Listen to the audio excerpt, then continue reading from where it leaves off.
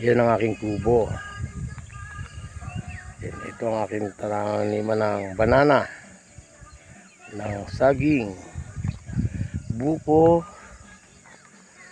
rambutan, kamote, may isang puno na, may 2 puno ng mangga. Ayun ang aking kambingan.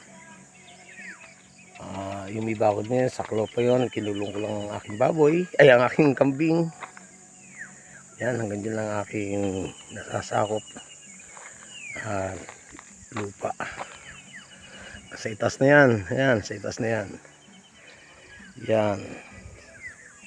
Ito pa ang kinatatayuan ko.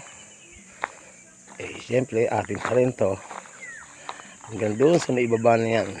Hanggang dyan sa mga malinis na yan. And then, saklo pa rin yung sa kabila na yun na hindi pa nalilinis. Basta itong bagong bili ko na to ay 1 hektarya. Yun ay 1 hektarya at kalahati.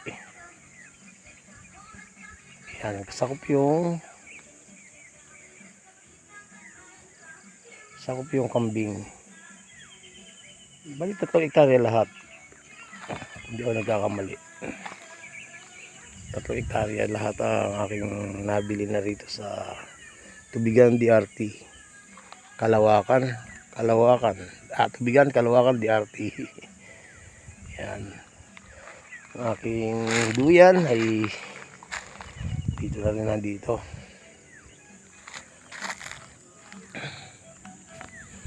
Yan ang ating nag-overnight ako ngayon dito sa site. Yan.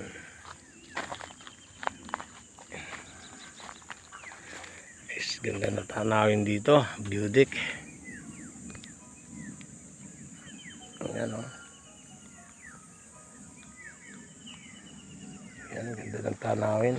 Itong pinatatayon ko, ito nakita nyo, mayroong mga bagong putol na gagawing isang munting kubo pa rin dito sa lugar na to.